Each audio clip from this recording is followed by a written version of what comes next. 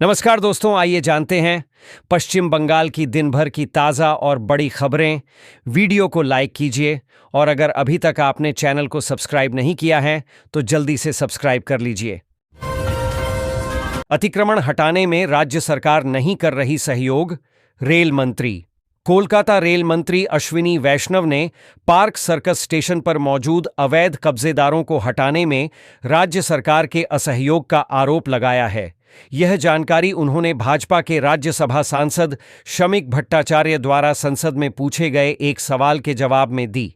शमिक भट्टाचार्य ने संसद में जानना चाहा था कि क्या सरकार को इस बात की जानकारी है कि पार्क सर्कस रेलवे स्टेशन अवैध कब्जेदारों से भरा पड़ा है और फेरी वालों के कारण यात्रियों के आने जाने की जगह भी संकरी होती जा रही है।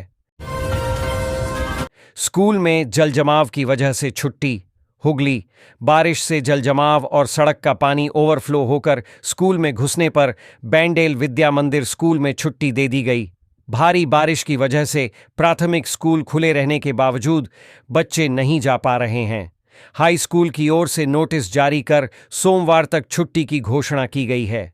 शनिवार से फिर बारिश की आशंका जताई गई है। यदि भारी बारिश होती है तो पानी उतरने की संभावना नहीं है, ऐसी आशंका स्थानीय लोगों में है। विद्या मंदिर स्कूल के शिक्षक ज्योतिर्मय बाला ने बताया कि मानसून की बारिश के कारण स्कूल को सोमवार तक बंद रखना पड़ा है। नेताजी के घर के सामने से हटाए जाएंगे विज्ञापन वाले होर्डिंग्स, मेयर फिरहाद। कोलकाता महानगर में एल्गिन रोड स्थित नेता के आवास के सामने बड़े बड़े होर्डिंग्स लगाकर ढंक दिए गए हैं। इससे नेताजी के ऐतिहासिक इमारत ढंक गई है। मेयर फिरहाद हकीम ने खुद यह नज़ारा देखा है।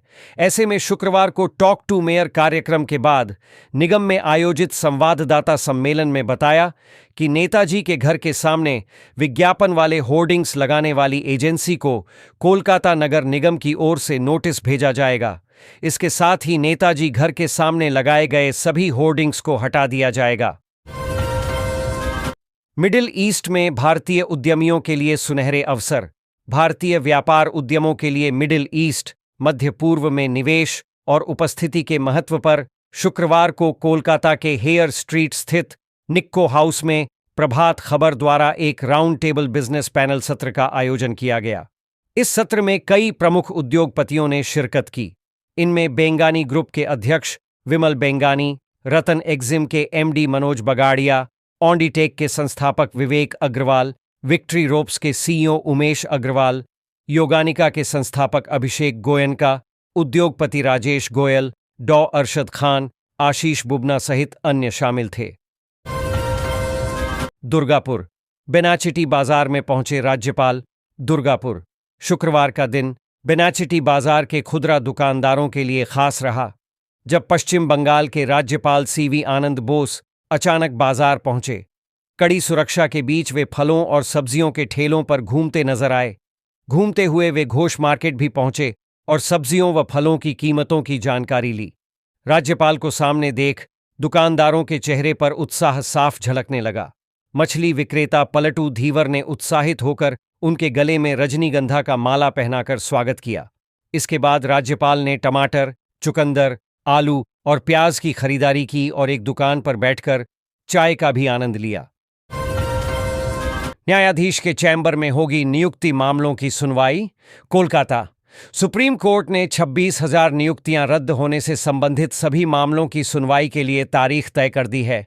सुप्रीम कोर्ट उन मामलों की सुनवाई 4 अगस्त से 5 अगस्त तक करेगा।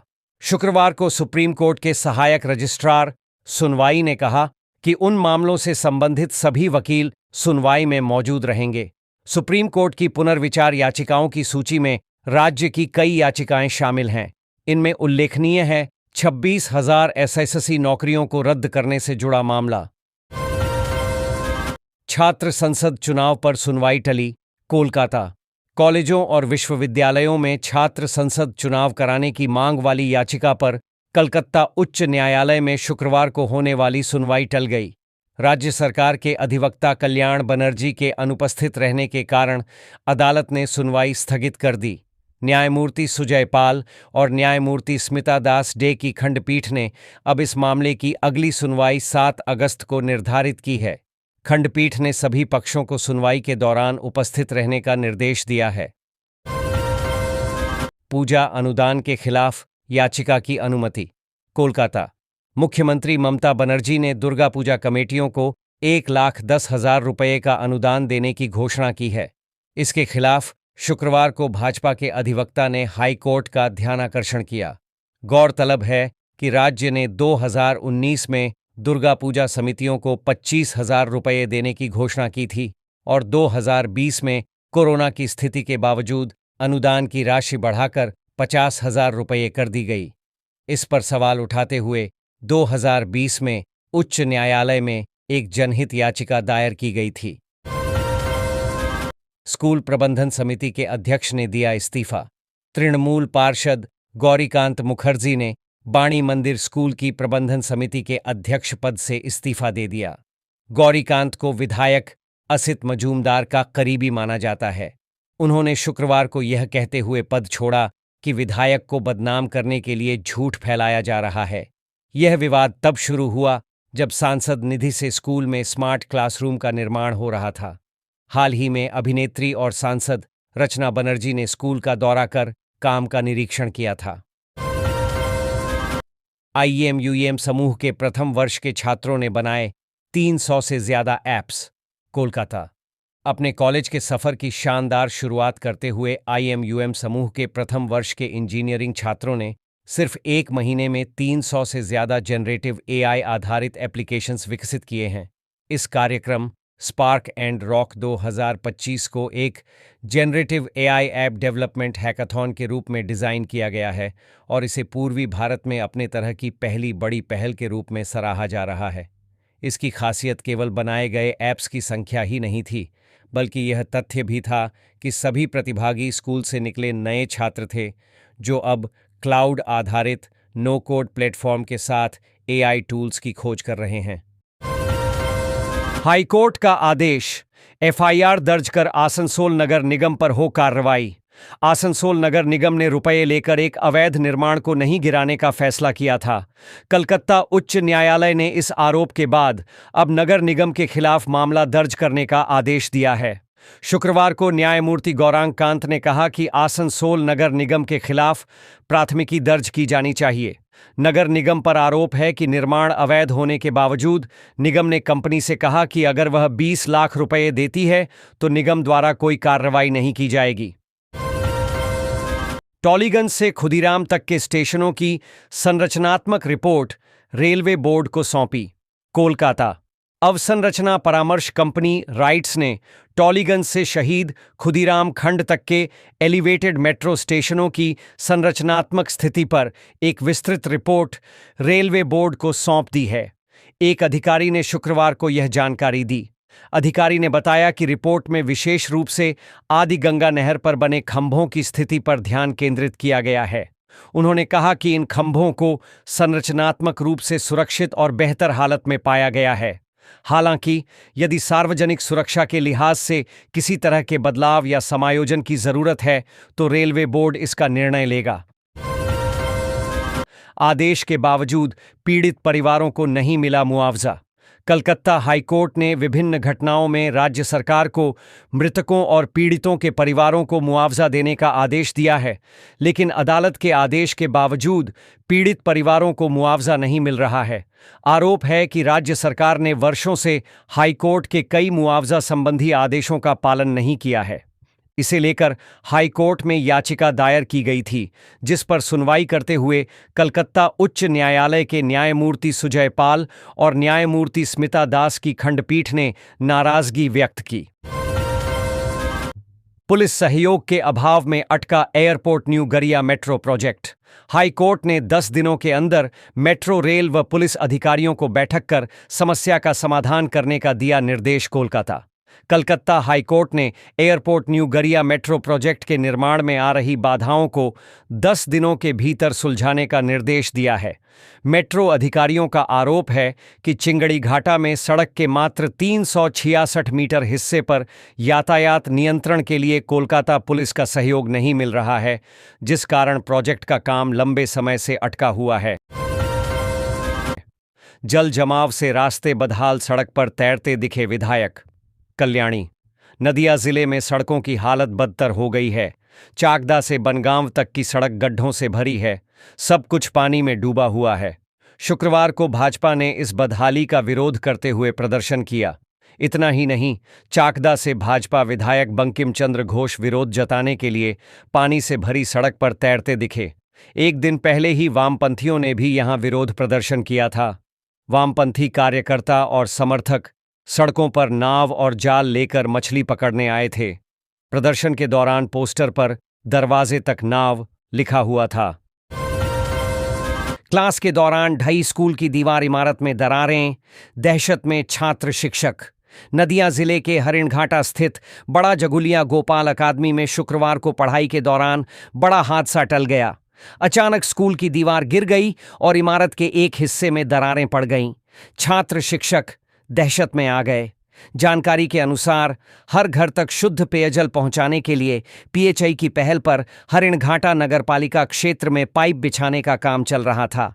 बड़ा जगुलिया चौराहे से सटे इस स्कूल के सामने कई दिनों से गहरी खुदाई हो रही थी।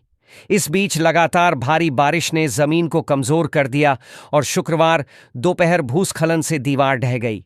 स्कूल भवन के प्रधानाध्यापक के घर की दीवारों में भी दरारें आ गईं। बांग्ला भाषी प्रवासी श्रमिकों को लेकर झूठा प्रचार कर रही तृणमूल सरकार। कोलकाता।